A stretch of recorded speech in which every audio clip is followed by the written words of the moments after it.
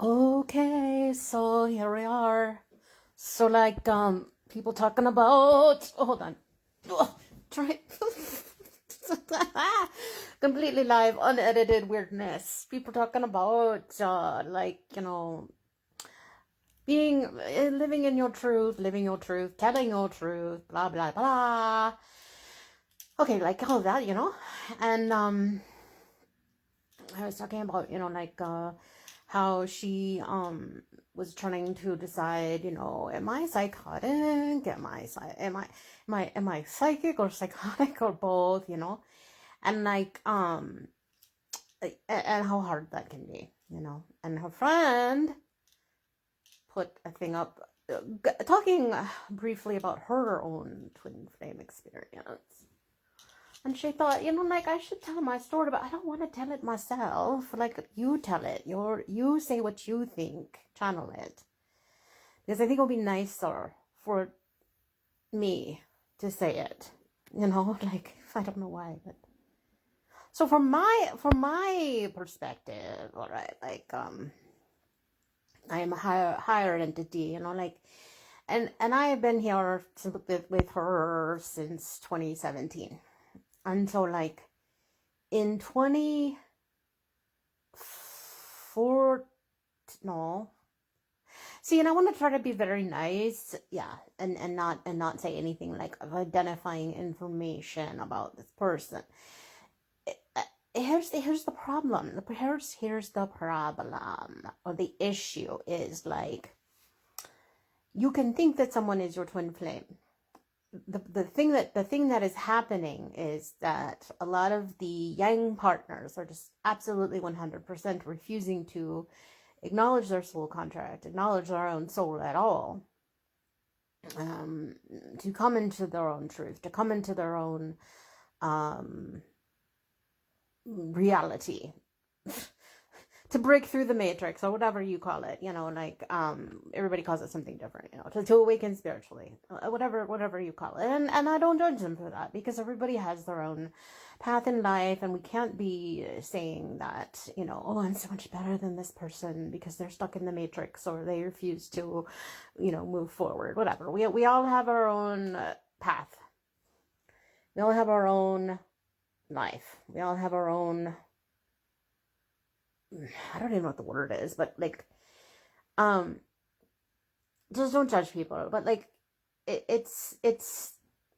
can be very, very, very, very devastating when you feel like you did have a soul contract with someone and you're very, very, just like, just extremely close to this person, and you could be married, you could just be friends, you could be co-workers, you could be strangers that met from the other side of the world, that met online. Well, she met the person she thought was her twin flame. It was an old friend of hers, and they activated in, I believe it was 2015. Oh, and and it was like a bomb went off, kind of, like they had their bubble love phase, but she didn't really know she was in love with him, and she was just like, oh, we're just really good friends. And then this fight happened, and like a bomb went off, sort of, and it was like, oh fuck, and it was like all of the stages, the typical stages that twin flames go through, of like separation, fighting, coming back together, separation, fighting, coming back together. And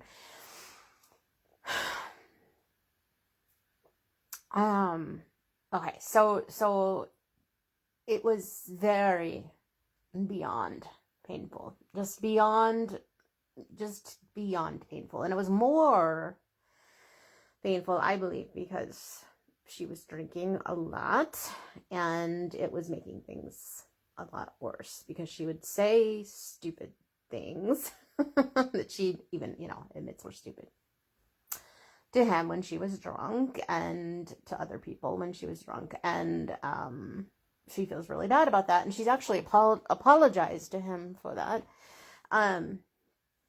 But it was just incredibly painful, because for a variety of reasons. But what happened is that they were able to talk in 3D about having this connection with each other. And they didn't really talk about being twin flames, but talked about having this connection with each other and this chemistry and being telepathic. And they verified in 3D that they were telepathic in terms of they were both able to say the things that the other person was saying telepathically, and it was like very obvious that this was real.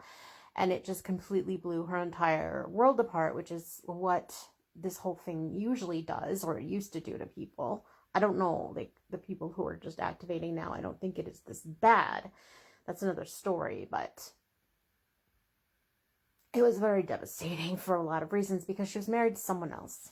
And it was a fraudulent marriage that she could have annulled if she wanted to, because it was fraudulent. But anyway, it was a bad relationship, but it was very devastating to her, because she thought that she was a monogamous person and she would never be in this position where she would be involved with two people at once, and it was just hard to navigate, and just it was awful. And anyway, so like I said, we all have our own path, we all have our own journey. Well, part of his path was that, I'm sure he was in a lot of pain as well, and confusion, and he decided to tell her one day in 3D that none of this was real, telepathy isn't real, and just completely cut the whole thing off in terms of them ever speaking about that aspect of it again.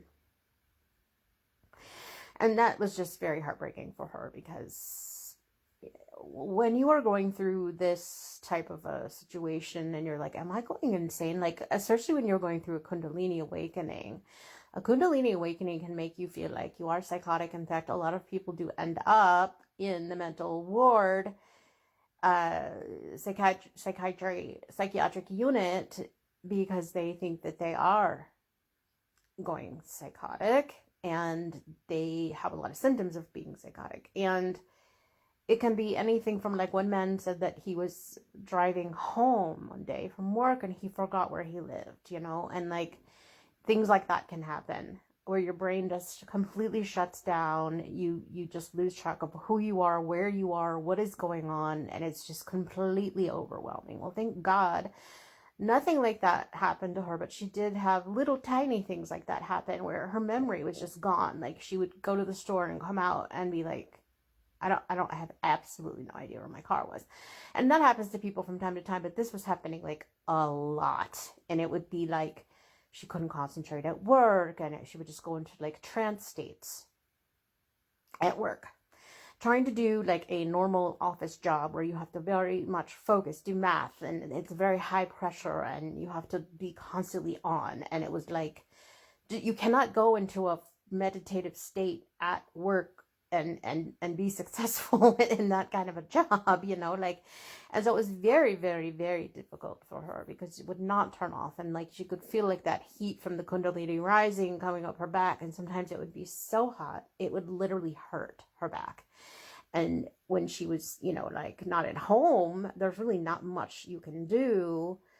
When she was at home, she could take like Epsom salt baths and stuff like that, but like when you're just out and about, and you just feel this heat, just like, and you feel like you might be going crazy, you might be going insane. And so it's very hard when you already are like doubting your sanity, right, to have this person who you feel is like, you're just very, very, very, very close to this person, and you've known them for a very long time, and you think the world of them, for them to tell you like none of this is real, it's like just a slap in the face. It's very insulting, and it's very hard to wrap your brain around, even though she knew, she had some theories about like why he would say these things. And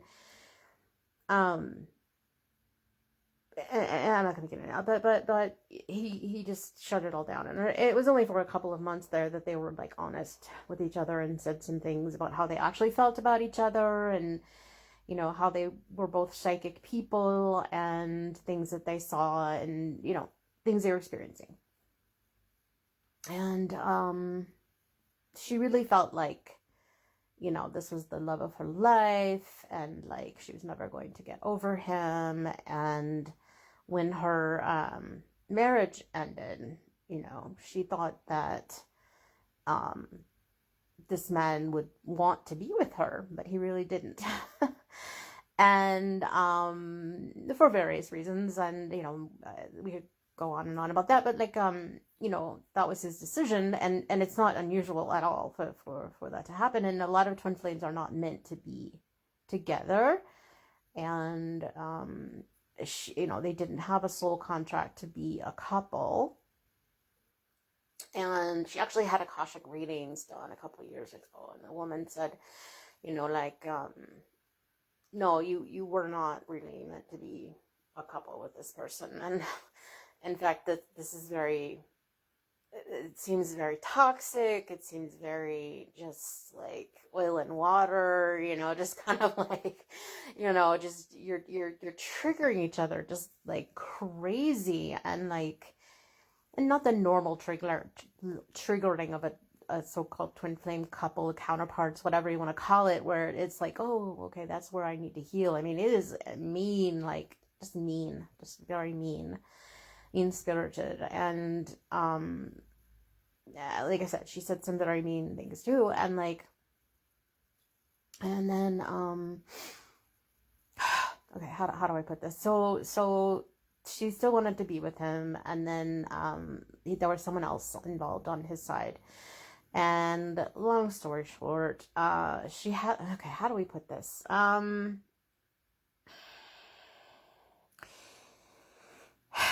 I'm just gonna say it. So he had this other person in his life, and he was also, let's say, entertaining her and engaging with her in a sort of romantic way, one would say. Definitely not platonic way. And she found out, she thought that they had broken up, and then she found out that they were not broken up, or that they had gotten back together, and it turned into this big whole drama between the two of them, and he got upset, and like, that she found out, and he stopped talking to her, just ghosted her. And so this is what happened. Now, this is the part where you're going to maybe say, wow, that's really insane. That's psychotic and crazy, and why would you do that, or why would you? So all right, here we go.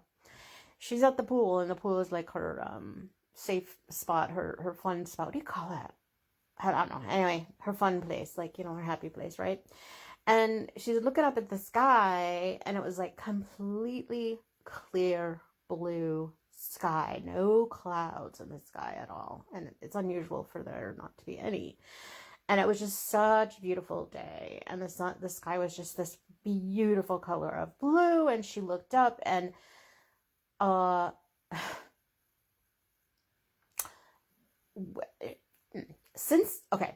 okay, where do I start?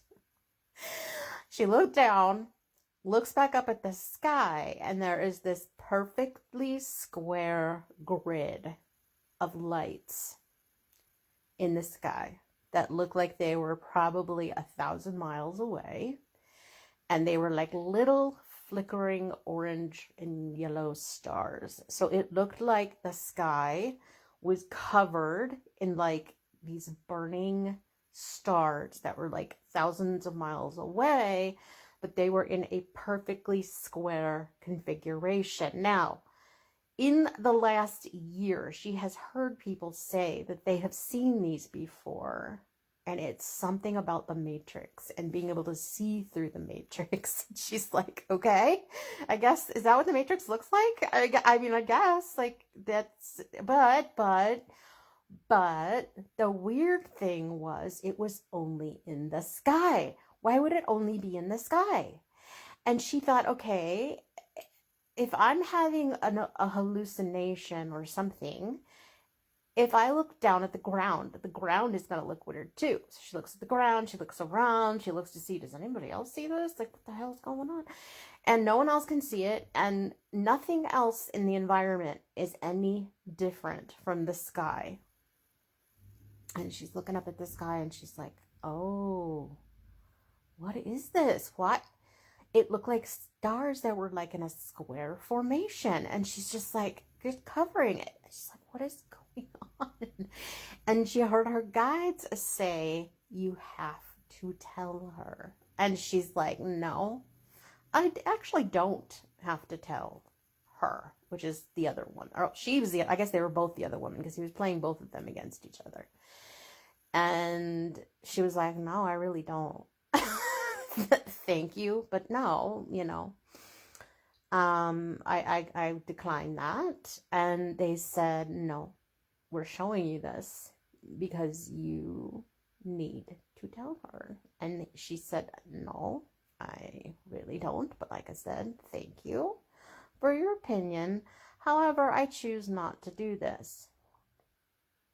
And she had this kind of vision of this woman who was also involved with him, of her sitting there, and she had never had a vision of this woman before, and didn't really know that much about her, and had this vision of this woman sitting there, and saw into this woman's brain that she was completely 100% in love with this man, and had absolutely zero idea that he would ever cheat on her, that there was anyone else involved, that he was even capable of doing any of this, and that she had absolutely no idea who he really was, who she was dealing with.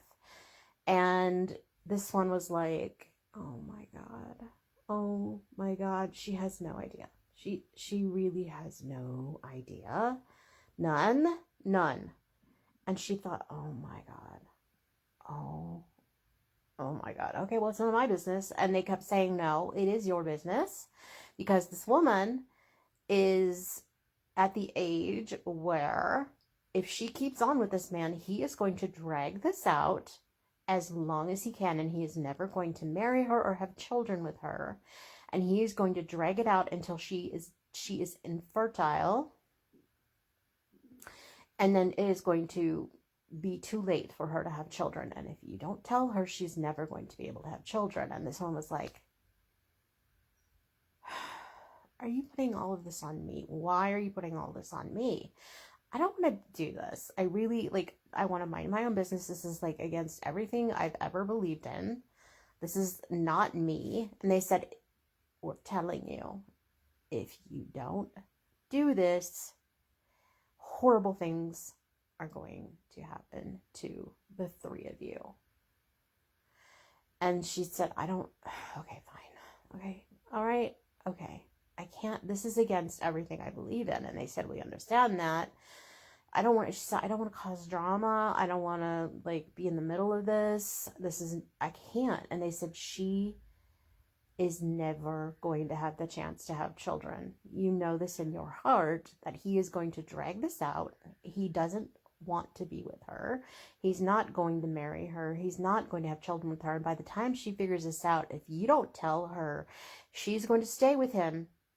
And by the time she figures it out, it's going to be too late for her to have children, or to meet someone, to have children with. And then her life is going to be horrible, because she wants to have children and he's not going to give them to her, because he's an avoidant attachment person, and he just knows in his heart that he doesn't want to marry her, but he won't tell her that. And this one was like, oh my god, I can't do this. I can't. And they said, if you don't do this, I'm telling you, horrible things are going to happen to you as well. And she said, well, what is it? And they said, I can't tell you. Horrible things are going to happen to him. Horrible things are going to happen to her. If you don't tell her, it is not it's like you are going to be, just awful things are coming to you. It's like part of your karma from being involved in this is going to hit you. And if you tell her, then part of your karma will not hit you from being involved in this. And she was like, okay, fine. I will, it's going against everything I believe in. It's going against everything in my instincts and my gut. But every time I have gone against my guides, it has turned into a complete and total shit show. So she said, I think I should tell her. I don't want to. I freaking hate it. She gave him the chance to tell her. And she, emailed him and said, hey, like, she needs to know. And you need to tell her. And I'm giving you 24 hours to tell her that you're involved with someone else, or you were involved with someone else. And if you don't, then I will tell her myself. And he didn't respond to her email, so she told her. And she hated every second of it, and she was just like, I can't believe it. I can't believe this is my life, that I'm doing this. And I'd like to say that there was this great happy story, and like she realized later what a great thing it was, but she hasn't.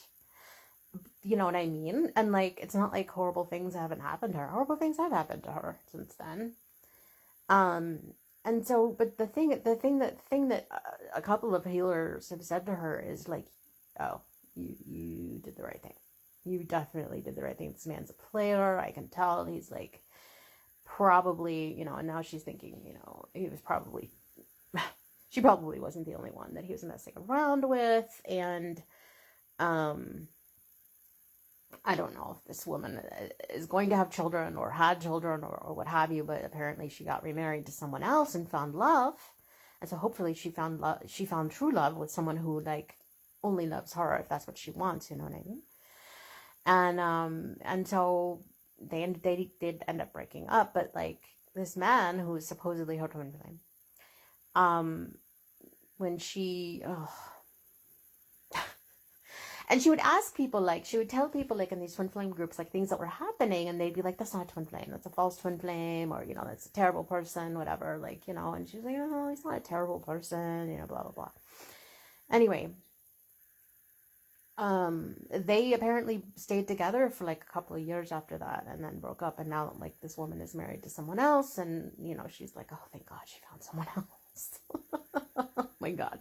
Thank God. And she just wishes, like the best for this woman, because this man was like playing them both, and so like a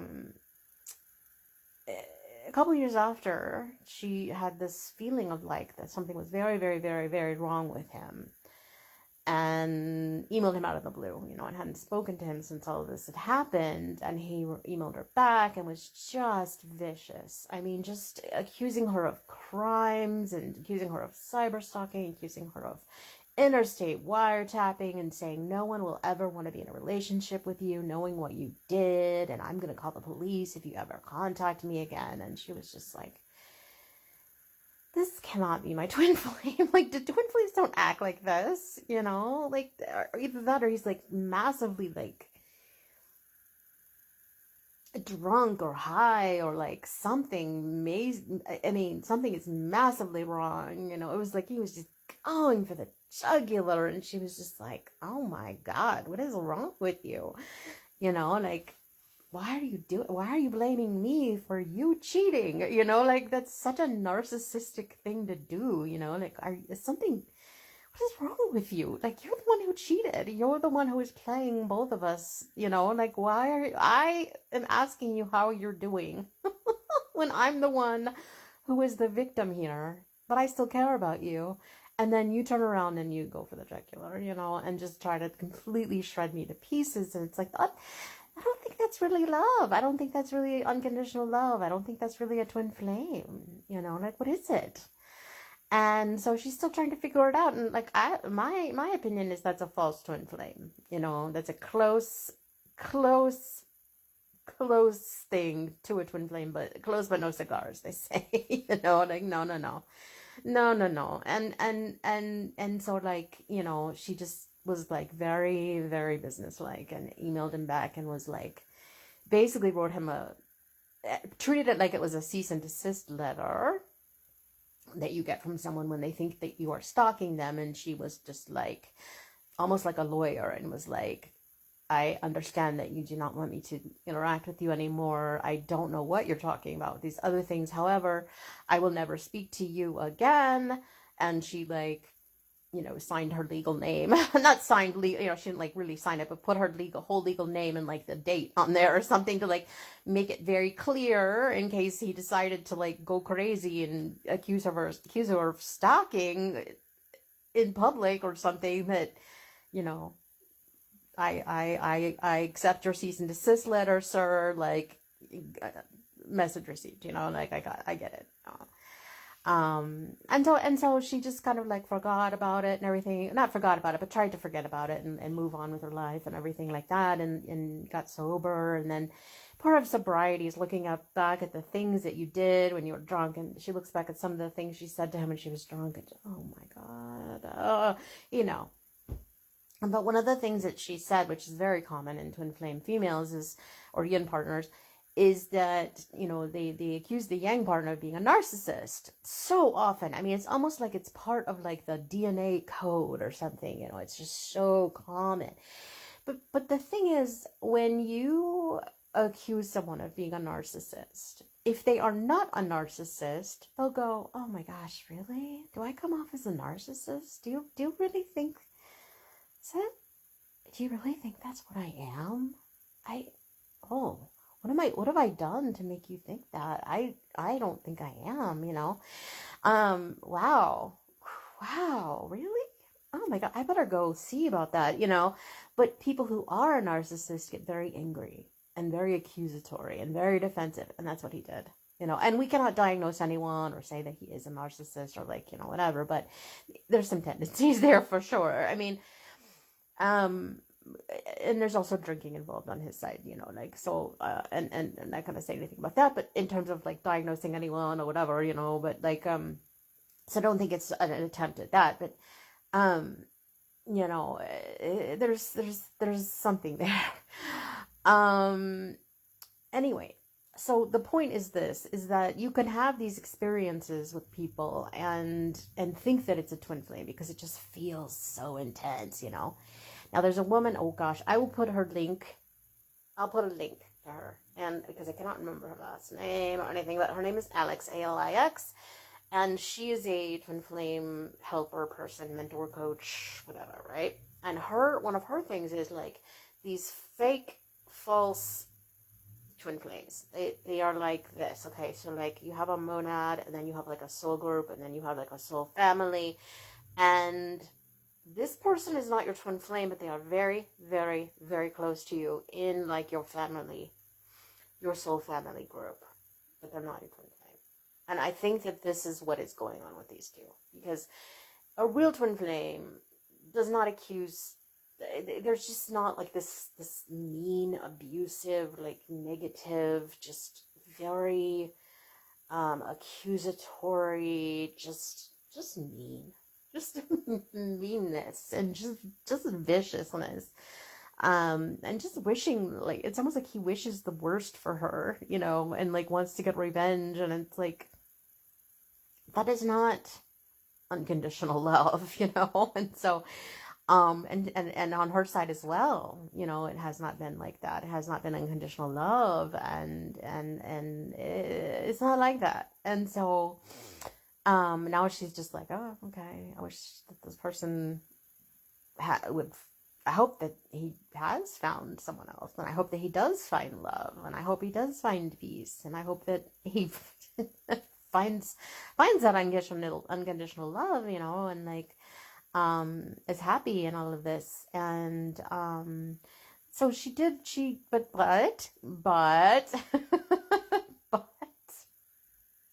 even though wishing him well and everything, does not want to ever, let's say, incarnate with him again. Does not ever want to have to relive what they went through. Ever. It was one of the worst things she's ever experienced in her entire life emotionally, and she's been through hell. And this was like the bottom rung of hell. And like I said, alcohol made it a lot worse. But and so, in an effort to like it's part of sobriety, but also in an effort to like clear the karma, clear as much karma out as she possibly can in her life. You know, she apologized to him this last year and was like, I'm really sorry for some of the things that I said to you, because she wants to clear as much of this karma out as she possibly can, because like if you don't, chances are if you do reincarnate, you're going to be reliving this, or you're going to have to go through it again, or you're going to have to go through it again in another life, some other reality, in some other place. You know what I'm saying?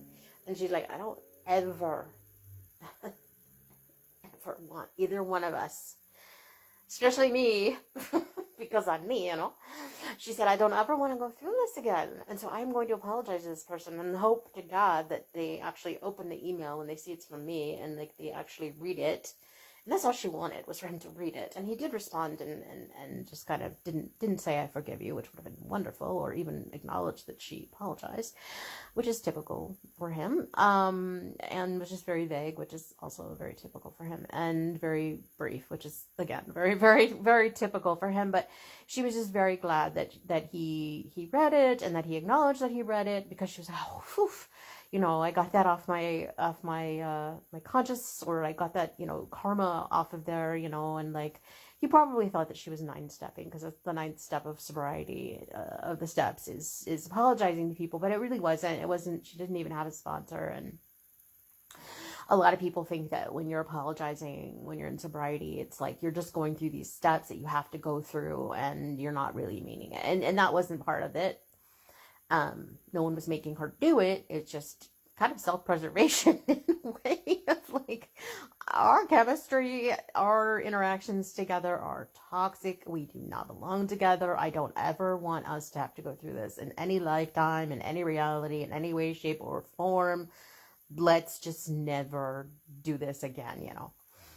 And that was pretty much it. And now, you know, she has him blocked on everything, and it's like, let's just go our separate ways, and you do your thing and I do my thing. But like she has had 3 different healers who do not know her. Well, no, one knows her, but 2 of the other healers have absolutely no idea who he is, that he even exists, that he's even there. She did not mention it.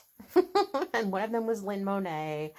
And at the end of her thing was like, by the way, I do feel this male energy. And she was like, oh, you know, like, make it stop. Just please, just go away. Just leave me alone.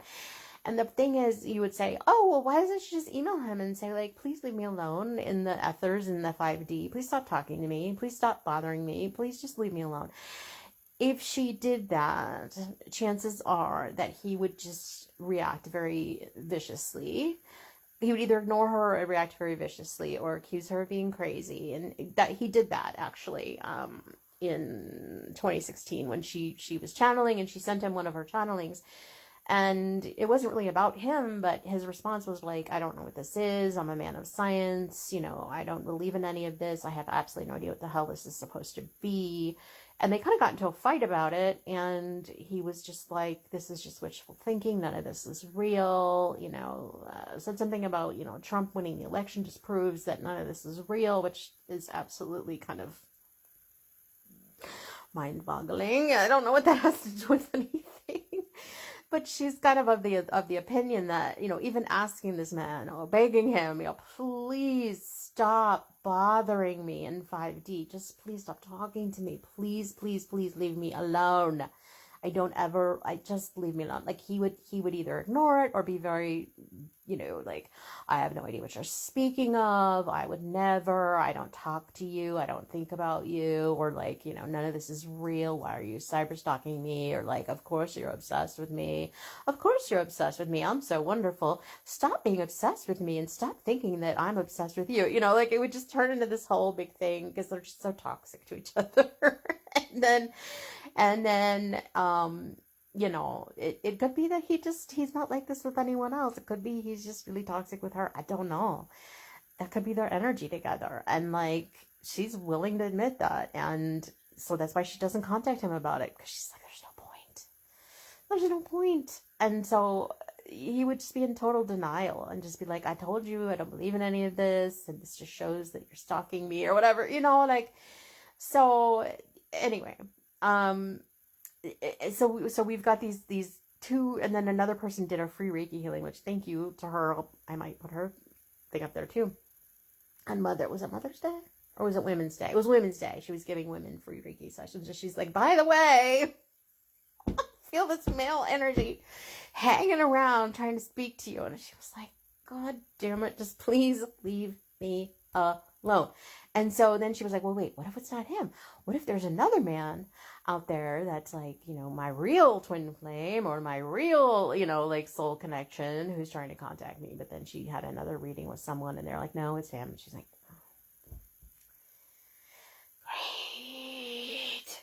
Anyway, so she's just like, please, what can I do to clear this karma and just let this go and just let it be whatever it is and just let it freaking go. Like, just let me go. And she's done so many cord cuttings and bindings and banishings and all of the things. And it's like, it just never stops. Like, she can hear him talking to her all the time. And it's like, and then she thinks it's just the archons imitating him. But then sometimes she's like, that really does sound like him.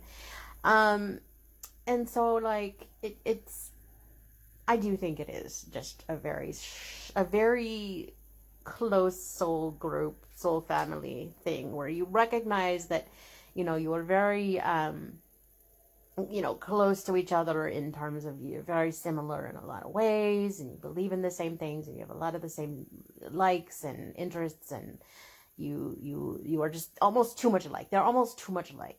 I think is part of the problem. But the other thing is he seems to be very much have an avoidant attachment style. But again, it's not up to us to like diagnose or whatever. But that just seems to be the case, and that is not going to work for her. She's just like, okay, well, and anyway, so like that is her supposed false fake twin flame, close twin flame, whatever you want to call it, experience. And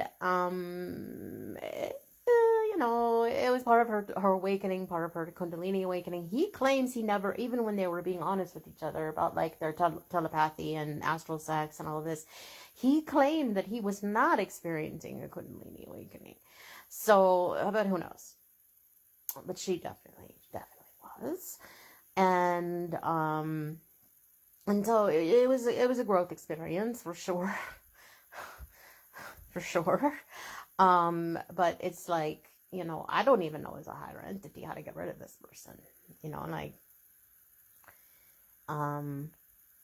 I do think that part of it might be that he feels guilty. And it could be that in like 3D life, he's still blaming her and making himself the victim somehow. He was the one that was cheating, but like, somehow it's her fault for finding out. It's her fault for finding out and her fault for telling the girlfriend. And I mean, she did tell the girlfriend, but it was the right thing to do. And he might in his 3D life still think of her as being, terrible, and that he's the victim, but maybe his soul feels guilty, and his soul's like got unfinished business. That's what Lynn said. They have unfinished business, and she's like, well, I have no unfinished business on my side. I've done everything I possibly can to clear this out and to just get rid of it and be done, be over, and it's over. And so the thing that Alex says, though, is that if you do meet someone that is that close to you in your life and that close to you in your soul family who's not your twin flame, the odds of you actually meeting a twin flame are extremely low. Because your soul family is usually spread out across the world. And, parts of your soul family aren't even here. Parts of your soul family aren't even incarnated in this lifetime. And so the odds of you having a twin flame and also meeting this person who seems almost exactly like you, looks a lot like you, but is not quite your twin flame, and that it's the odds aren't very good. Now, I know this is a long video, but the other part of this is there are people like Mel Brand who was seeing this, and some other people have said that when the male partner or whatever, yang partner, is just absolutely refusing to come forward. They're either addicted, they're, living in chaos, they're refusing to acknowledge their soul, they want to stay in the matrix, they want to stay unawakened, they're asleep, they are addicted to things and refusing to come out of their addiction. Whatever the reason is that they don't want to come forward and see themselves and see their soul and actually live their truth, is that twin flame, the third energy, like, goes into someone else and can actually find another person.